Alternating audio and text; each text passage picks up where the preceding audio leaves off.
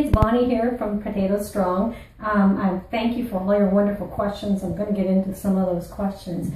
But before I get into the questions, I'd like to talk a little bit about my accent, because some of you people notice how I say potatoes. Anyway, my accent is a combination of a Newfie and Nova Scotia accent. My mother was a Newfie, my dad was from Nova Scotia, so I have what's called a maritime East Coast accent. So now it's payback time for you guys. Just because you made fun of my accent, now you're going to have to learn how to talk like a Newfie. So before we get into your questions, here's a little Newfie lesson on how to have fun and talk like a Newfie, because it really is a funny accent. So first lesson. Here you go, guys. It's really easy. Say it after me. Not fish. Two fish. C-D-E-D-B-D eyes. Newfie lesson number 1. Newfie lesson number 2. Say this after me. This is how you would say it. This, that, and the other thing. This is how a Newfie says it. We drop all the THs and Ts wherever we can. This, that, and the other thing. There you go. Say it like a Newfie. This, that, and the other thing. Now, here's a real hard lesson. Now, this one's going to be very difficult for you guys. I don't know if you can do it. Potatoes. Potatoes. That's how you normally say it. Here's how a Newfie says it. Here's how the Newfie says it. Potatoes. Potatoes. So everybody talk like a Newfie and say potatoes today, because that's a more fun way to say it. So I hope you had fun with your first Newfie lesson. And now we're going to answer some of your questions. So you had some really good questions. So I'll go through each one of them kind of one by one. I haven't got all the ones on Instagram yet, but these are the ones that I got from Facebook. So first one was from Karen. And what Karen asks is what a typical day's worth of meals looks like for me. And what is my normal fitness routine? Well, a typical day of meals for me is pretty simple. I'll get up in the morning and I'll have a bowl of oatmeal, which is a pretty good size of bowl of oatmeal, and I'll have berries with that, and I'll have a glass of soy milk. At lunchtime, I usually have to get in my starches. So I'll start sometimes with a big salad. And when I say big salad, I'll get Will to show you the size of my salad. This is my salad. I fill this with fresh greens right up to the top, and I'll have a big salad. And after that, I'll usually have some heavy starches, like a baked potatoes, or my favorite by far is potato French fries that Will has on his site. Chemo doesn't like it when I talk about carbs, and so gets all upset. But anyway, so I'll have a big bowl of fries, and sometimes I'll have 4 or 5 potatoes when I make that. So portion size is not a big concern for me. I'll cut them up, I'll make them into French fries, and I'll eat that. Or I'll have three slices of pizza that Will makes. As long as I'm getting in my starches. I'm sorry, honey, again, we won't make starches. And the other thing I will do is I'll have one of the meals that usually Will and I cook for dinner at night, which is pretty much a very starchy meal with some vegetables and things like that, because I always try to get in my vegetables. So if you look at Will's recipes on Potato.strong, he has it laid out there. And he talks about typical breakfast, typical lunch, typical dinner. And I do eat as much as Will, which is kind of scary sometimes because I'm a small person. Now Shannon asked me for starchy boards who are starting out, what's the best options for pre and post workout snacks? I'm going to be honest with you, I still love potatoes. So sometimes if I'm in the mid-morning or mid-afternoon and I'm really hungry, or I just come out of a workout and I don't want to cook a meal, I'll go microwave a potato and put some salsa on it, and that'll be my favorite snack. And one of the reasons it's a good snack for after exercise, it's full of potassium and minerals and things like that you need to get back into your system. So it's still that, or a banana. I love those as well. So any type of fruit or starch it works for me. So what's my favorite meal by far? I have a few, but I really like the fries. I think that's probably my favorite meal by far. So I like some of the pastas that we make that are on the site. And as far as my portion controls go, all I can say is they're big portions. I don't skip because my food is so low in calories. I'm not adding any oil. And if you avoid the oil, you save so many calories that you can eat these large portions and still very hard to get in 2,000 calories a day. I still get in about 2,000 calories a day, or just under 2,000 calories a day, but my portions are very huge. The trick is large portions, low calorie density. May was asking, she's been having skin breakouts and she's been having them for the last 5 months. And May is 47 years old, and she's been vegan and she hasn't eaten meat in years. Well, and she's not eating oil and she's not eating very much salt. I just like to say, May, you're on the right track. You're doing everything right, and I can certainly sympathize with you. When I turned 47, I had terrible problems with skin and oil, acne, and even hair loss. Even my hair was shedding. Some of this may be your body trying to get rid of all the toxins you've had in your body before you went vegan. I know Will had that problem, and it took him about a year for his skin to get really clear. Some of it may be just because you're 47. And you know, when we're 47, our hormones change. And what happens is our ovaries start producing less estrogen and more androgens. And those androgens that we produce during menopause and perimenopause will cause skin problems and hair problems. So some of this may be change in diet, and some of this you may have to accept as just hormonal. What I suggest you do, May, is to understand sort of what's causing your acne condition. I don't usually promote books, but I read this for myself because I was having a lot of those problems. And it was The Good News About Women and Hormones. It's written by an endocrinologist, and he talks about all those things that women go through during menopause and perimenopause and some of the things you can do to make them better. And it's by Dr.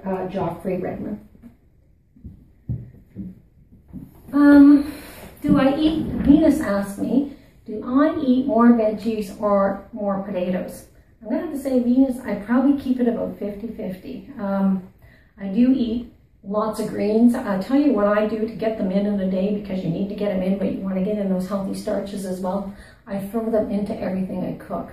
Like yesterday, Will and I made a big pizza. We threw a bunch of spinach into the sauce and mixed it in, chopped it up and just mixed it into the sauce.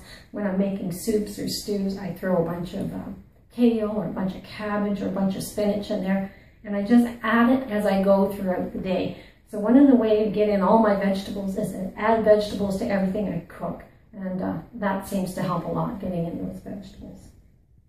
Hi everybody, I'm back. Sorry, I just had to take a break there to let chemo out. He wanted to go outside, so cat rules in this house.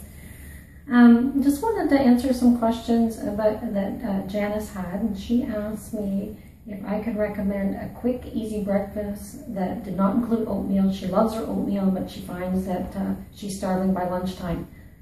I sometimes find that too. Sometimes I get really hungry just before lunch and I need a mid-morning snack.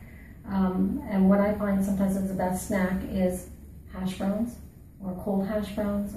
Anything that has a lot of starch or resistant starch does it for me. If I need a meal that's going to carry me right through to lunch with no hunger, I will make a tofu scramble and hash browns, because I find that combination of the tofu and the hash browns just carries me right through until the morning. So if you're finding you're really hungry, add some potatoes. Have your oatmeal and have as a mid-morning snack some hash browns. You can carry them to work cold in a container. I've done that. I've snacked on them throughout the morning.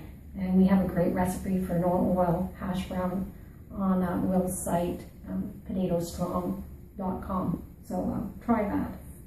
Nicholas Carbone. Nicholas asked me, do you buy organic potatoes? Well, listen, Will and I do our best to go to the farmers markets when it's in season to buy organic potatoes, but sometimes they're not always available, and sometimes we have to buy potatoes that are not organic from the grocery store.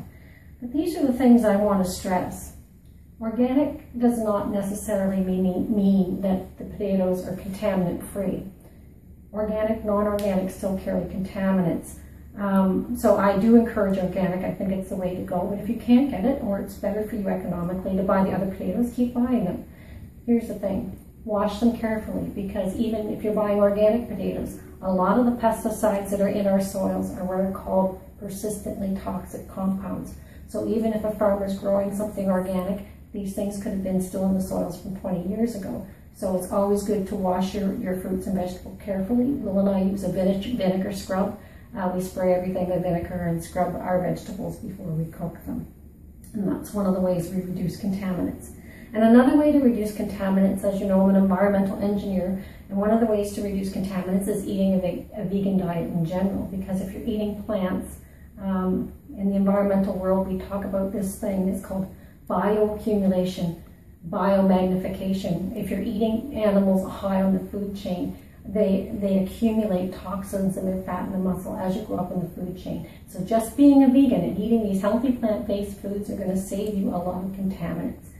So Nicholas, eat the potatoes you want, and just make sure you're washing your food carefully. So portion sizes, Sonia asked me about portion sizes. All I can say, Sonia, and I'll repeat this again, they're big. And the reason my portions are big is because there's absolutely zero oil in any of our recipes. So we don't have that calorie density to our food, so we eat big portions. It takes a lot of food for me to eat to get in 2,000 calories a day, which is what the average woman needs to be healthy. So eat big portions, but I'm telling you, not a drop of oil, not one drop of oil, because at 120 calories a tablespoon, you just do not need those oil calories. There's no nutrients. Eat food that has nutrients and skip the oil. Gabrielle asked me if there's any special treats I like. I'm not really a sweet tooth, and I try to avoid too many baked goods. Sugar, for me, seems to elevate my triglycerides, so I try not to eat a lot of sugar. But when I do want a treat, I try to eat the treats that are flavored with natural sugars, and Will's got some great ones. He's got some treats on his site on potatostrong.com. He's got these little date balls that are really flavorful, and some oatmeal recipes that are treats, and banana ice cream, all those things we love. Once again, not really high in calories, no added fat or sugar, just sweetened with the natural ingredients, and those are the treats I like the best. When is the best time to train? Never. I hate working out. I really do hate working out. So for me, and this was a question by Cheryl, when's the best time to train? Cheryl, I know what you mean. Sometimes I get up in the morning and I'll do weights. And the reason I do weights is because I'm 51 years old and I'm worried about osteoporosis. And so some resistance training is always important. But sometimes if I get up in the morning and I don't eat well, or I don't wait long enough after I have my breakfast, I find if I work out too hard, I'll feel nauseous. So one of the things, if you're just working out too hard, that can cause nausea, or if you didn't wait long enough after you eat. And those are the problems I've had. So what I try to do is I give myself some time between eating, or I eat a little less, and then I keep some food to eat after my workout, because I will feel sick. But most of the time, my training will consist of weights. I try to do it twice a week. I have a little Bowflex in my basement. I try to do weights twice a week to maintain that bone density and that muscle tone. You won't want to get bye-bye arms at 50, so you want to make sure you keep your muscles toned. It's really important for shape and tone. So work out with weights twice a week. And my favorite thing by far, I never go to a gym, you won't catch me dead in the gym, is I walk. I walk probably about 4 or 5 days a week, and I walk 5 kilometers in those times when I do walk. So I try to walk 5 days a week and about 5 kilometers in those walks, and that's one of my favorite fitness, because I'm outside and I love being outside. How much salt do I eat a day? Salt for me has never been my enemy, so I probably eat the recommended amount of salt a day, which is probably 2,000 milligrams a day. But we do watch our salt. We try to buy products with no salt, and we'll cook with the products that have no salt, and we'll add the salt that we want. So we'll go out and we'll buy no salt tomatoes and sauces and things like that. But when we cook, if we want salt, we'll add some salt. You know, the industry is always adding too much fat, sugar, and salt to foods. So we buy the foods with no salt, and we try to make our own foods, whole foods at home, and that really helps reduce your salt intake. This is the one from Kim, and Kim asked me, is it okay to eat once or twice a day if that's all you're hungry for? Well, if that's all you're hungry for, I mean, I've had days where I've eaten a really big breakfast and I haven't been hungry till dinner time. If that's all you're hungry for, eat when you're hungry. That's what I always say. If you're hungry, eat. There's no problem with that. But once a day, I'd have a very hard time with once a day. You need that good level of blood sugar throughout your day. So if it's 2 meals a day or 3 meals a day, you know, I would get those in, but once a day, there's no way I could eat once a day. That would be impossible. I eat like 6 times a day. I eat a lot, so I love my food, and I love the food I'm eating. The food I'm eating, I've become addicted to. You know how you were in the past? People were, before they became vegan or whole food vegan, you were addicted to garbage food. Now, after a year of this, I'm addicted to healthy food. I actually crave these foods. So one way to beat these addictions is get all that garbage food out of your house. Will and I threw it all out of the house, brought in these healthy whole foods, and now we're literally addicted to whole foods. There's things we actually crave that are healthy for us now, and that's one way to beat it. You don't want to become the slave to bad food and say, oh, once a week I'll have that cheeseburger, or once a week I'll go and have that slice of chocolate cake. Then you're always a slave to these unhealthy foods because you're always thinking about them that week. Get rid of the unhealthy foods. That's the only way to change your addictions. Learn how to make beautiful, healthy treats and desserts and meals, and you'll never crave those things again. So I hope that helps, and I'll talk to you all soon. I'll get back to some of your questions on Instagram when I get a chance. Have a good day. Eat your potatoes.